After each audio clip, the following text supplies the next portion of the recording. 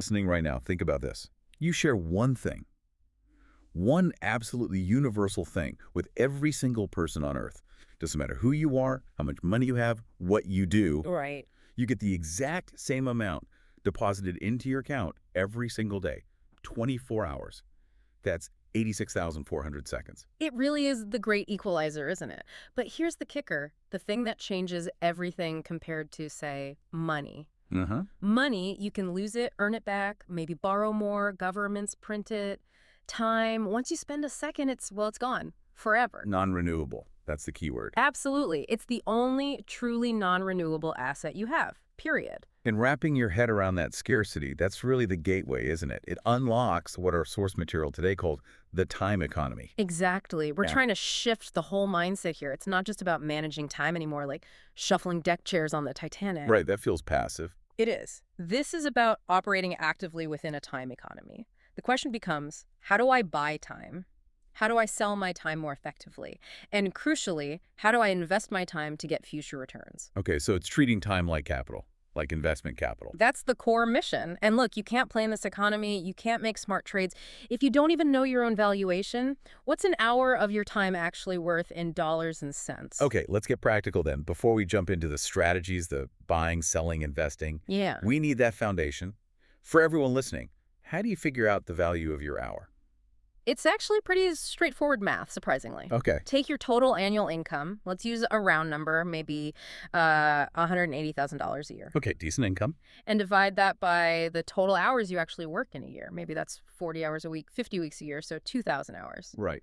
So $180,000 divided by 2,000 hours, that comes out to $90 an hour. That's your number. And $80 an hour. Okay, so now I have this figure. What do I do with it? How does that change things? Well, everything changes. That $90, that's your benchmark now. It's your internal price tag. Okay. So when you're faced with a task, say doing a weekly grocery run or scrubbing the kitchen floor, and you know you could pay someone maybe $20 an hour to do it for you. Huh. If you choose to spend your $90 hour doing that $20 task yourself, you're effectively losing $70 of value in that hour. You're choosing the lower value activity. That reframes it completely. That's the Yes. opportunity cost right there. Puts a hard number on stuff we just write off as chores. Exactly. Things we think we have to do. Yeah. Now let's define the capital you have to work with each day. We call it your investment capital. Okay. Take your 24 hours, subtract the non-negotiables, sleep, gotta eat, maybe exercise, commute, real family time. The essentials. Right. What's left over? Often it's somewhere around maybe 10 to 12 hours of usable time.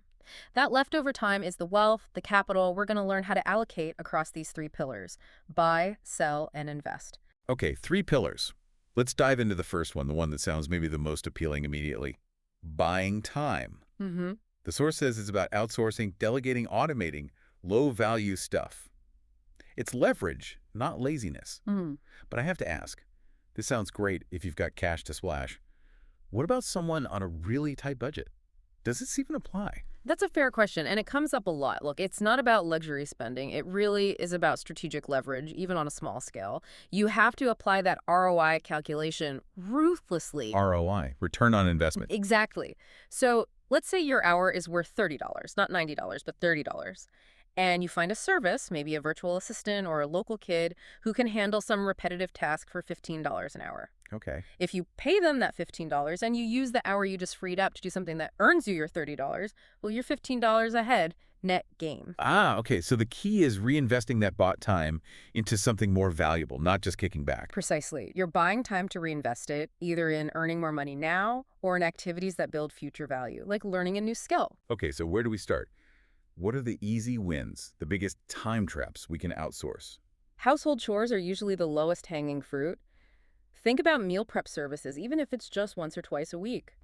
Or just grocery shopping online. Online groceries. Yeah. Yeah, I can see that. Saves the driving, the wandering aisles. The numbers are pretty compelling. If you figure, 2 hours a week for the whole grocery trip, outsourcing just that one task gets you back 104 hours a year. Wow, 104 hours. That's like 4.5 days. Exactly. 4.5 days of your life back just from using an app. That's significant. And you mentioned tech too, right? Leveraging technology. Absolutely. Simple stuff. Using basic AI tools, maybe, to draft initial emails or reports, setting up automated bill payments so you never think about it, Yeah. using email filters aggressively. Little things that stop that repeated, low-value manual effort. Yes, and this all ties into that classic 80-20 principle, Pareto's law. Right. 80% of results from 20% of effort.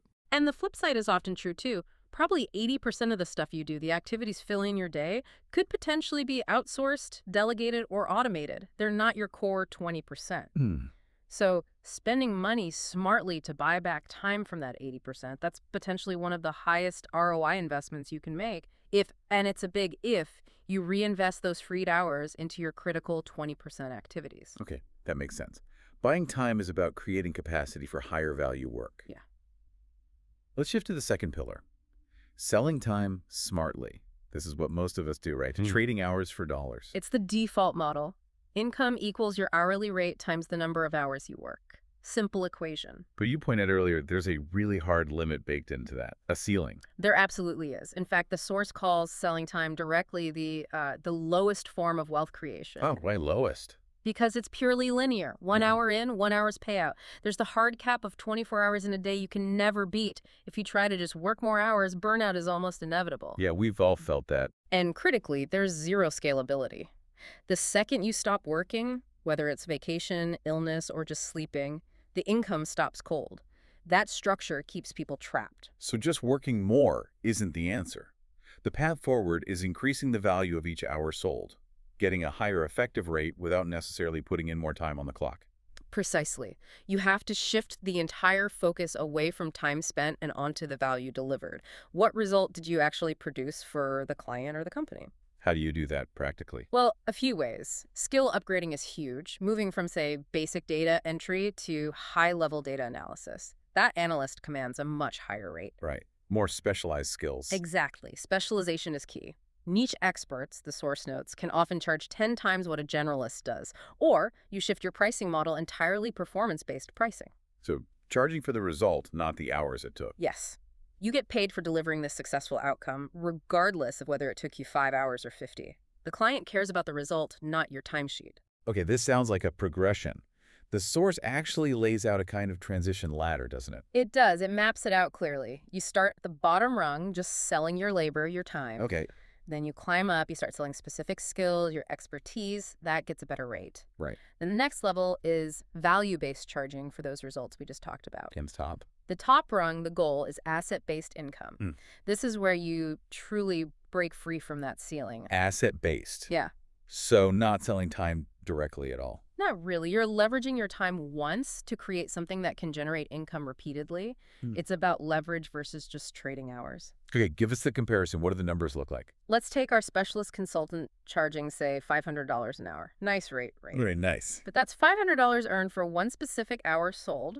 Now imagine that same expert spends, let's say, 100 hours up front, creating a really valuable online course or maybe an ebook based on their expertise. Okay, significant upfront time investment. Right, but it's done once. Now, what if they sell that digital product, the course, the book, to 5,000 people over the next few years for just $50 each? $5,000 Yeah. to $50 each. That's Each term. $250,000. Exactly, from that initial 100-hour investment. That single effort created an asset worth $250,000. That's the world of difference between earning a wage by the hour and owning a time asset that works for you, potentially even while you sleep. That's incredibly powerful. That shift is huge. And it requires moving to the third pillar, investing time. This is really the engine for long-term freedom. So investing time. It's like planting seeds today hoping for a harvest later, spending time now for bigger payoffs down the road. That's a great analogy. It's exactly that. Time invested strategically, just like money invested wisely, compounds. The results aren't linear. They grow exponentially over time. Compounding. We hear about it with money all the time. How does it work with time? It's this fascinating concept, sometimes called the rule of 1% improvement. The idea is simple. Just try to get 1% better at something important every single day, just a tiny bit. Okay, 1% sounds manageable. It does, right? But the math behind it is where the magic happens. If you actually manage to improve by just 1% daily, consistently, over a full year, do you know how much better you become? Huh. I mean, 365%? No, that can't be right. It's way more. because it compounds. 1.01 raised to the power of 365. It comes out to roughly 37 times better. 37 times. Yeah. From just 1% a day. Staggering, isn't it? That tiny, consistent daily investment leads to massive transformation in the long run. Okay, so if this investment is so powerful but we still have limited time, where should we prioritize? Where do we get the biggest compounding returns? Well, we have to look at the really long game. And number one, maybe surprisingly to some, is health. Health is a time investment. How so? Think about it. The analysis shows that consistently putting in, say, 1 hour for exercise daily over maybe 20 years, that investment can directly translate into gaining an extra 10, maybe 15 healthy, productive years later in life. Wow, so you're literally buying high-quality years down the line. That's a massive ROI. Another huge area is obviously skill development. Committing that hour a day to learning something valuable, maybe it's AI tools, maybe it's negotiation, maybe it's a new language, that directly impacts your future earning potential, your career trajectory. Makes sense. What about softer things like relationships? We often feel like those take time away when we're busy. But that's the wrong lens. They aren't a time sink. They are essential time assets, if you view it correctly. They build equity. Relationship equity. Yeah. Interesting term. Yeah, consistently showing up for people, being truly present for family, for friends. Those aren't drains. Those are small, regular investments that compound into deep trust, a strong support network. And believe me, that network pays incredible dividends in resilience, happiness, and stability when life throws curveballs. That's a really important perspective. Okay. Okay, on the flip side then, what are the dangers of not investing our time wisely? The source talks about time debt. Right. Time debt is basically the cost of procrastination. When you put off a task that should take an hour, it rarely just costs you that 1 hour when you finally do it, does it? No, definitely not. It So- feels like it costs more. It does, because you add the stress, the mental energy of remembering it, the context switching to get back into it, maybe rushing leads to mistakes. That 1 hour delay might realistically cost you 2 or 3 hours later. That's time debt. And then there's time bankruptcy. Sounds drastic. It is. That's simply where your commitments, all the things you've said yes to, fundamentally exceed the actual time you have available. You're overdrawn. Yeah. You're stressed, ineffective, letting people down. In there. So how do we avoid racking up that debt or going bankrupt? Well, one simple but incredibly powerful tactic mentioned is the 2-minute rule. The 2-minute rule. Yeah. If a task pops up and you estimate it will take less than 2 minutes to complete, just do it. Immediately. Right then. Don't defer it. Don't put it on a list. Just get it done. It prevents small things from piling up into major time debt. Okay, that's actionable. All right, let's pull these threads together. We've got buying time, selling time smartly, investing time. How do we balance these? The source proposes a time portfolio strategy, Yeah. right? Like managing financial investments. Exactly. Because you can't just do one. A balanced life, a rich life, needs all three in the right proportions. So what's the recommended allocation? If I've got my, say, 12 hours of investment capital for the day, how should I divide it up? The general guideline, the balanced framework, suggests something like this. Invest about 50% of that discretionary time for long-term growth skills, health, assets. Okay, half for the future. Then sell time, maybe around 30%, to cover your immediate needs and responsibilities. Right, got to pay the bills. And then strategically buy time, using about 20% of your resources to create leverage and efficiency, freeing you up for the other two categories. 50% invest, 30% sell, 20% buy. Why that balance? Well, think about the extremes. If you sell too much time, you burn out, no future building. If you invest too much, you might neglect current needs. If you only buy time but don't reinvest it well, that's just expensive leisure. This balance aims for sustainable growth alongside meeting present demands. And achieving this balance, this leads to a different way of thinking about success itself, doesn't it? Beyond just money. The source calls it time wealth. Yes. And this is where it gets really counterintuitive for a lot of people. Financial wealth is kind of meaningless if you have zero time to actually use or enjoy it. Give us that case study example again. It was really striking. Right. So you have two cases. Case A millionaire, tons of money, but works brutal 14-hour days. They only have maybe 1 hour of genuine, free, unallocated time each day. Okay. Their actual time wealth score, it's incredibly low. Maybe 4% of their day is truly theirs. Wow, okay. Despite the millions. Exactly. Now, case B, a professional, earns a good living but not millions, works a focused 7 hours, has maybe 8 hours of genuinely free, self-directed time each day for hobbies, family, learning, whatever. Much more free time. Their time wealth score, maybe 33%, significantly higher. The lesson is crystal clear. Your financial net worth can be sky high, but if your time balance sheet is bankrupt, are you truly wealthy? The ultimate goal isn't just financial freedom, it's the time-rich life. A time-rich life, I like that. So for someone listening right now wanting to take the first step today, what's the immediate action? Start by building your personal time balance sheet, just like a financial one. Okay, assets and liabilities for time. Exactly. On the asset side, list everything you do that pays you back more time or value in the future. Learning new skills, building automated systems, investing in relationships, exercise, those are time assets. Got it. And liabilities. Liabilities are everything that drains your time without a significant future return. Repetitive manual tasks you haven't outsourced, pointless meetings, mindless scrolling, dealing with the consequences of procrastination. Okay. Your goal is simple.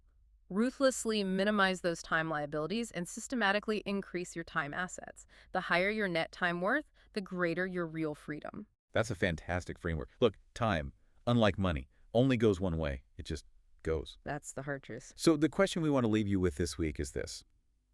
Take an honest look at your days. Are you spending more of your precious, non-renewable time compounding your future, your health, your skills, your assets, your relationships? Or are you spending more time just selling hours today to cover today's needs? What's your ratio? What's your freedom index, really? Time invested versus time sold. We challenge you to start shifting that ratio, even just slightly, in favor of your future freedom. Start building that time-rich life beginning right now.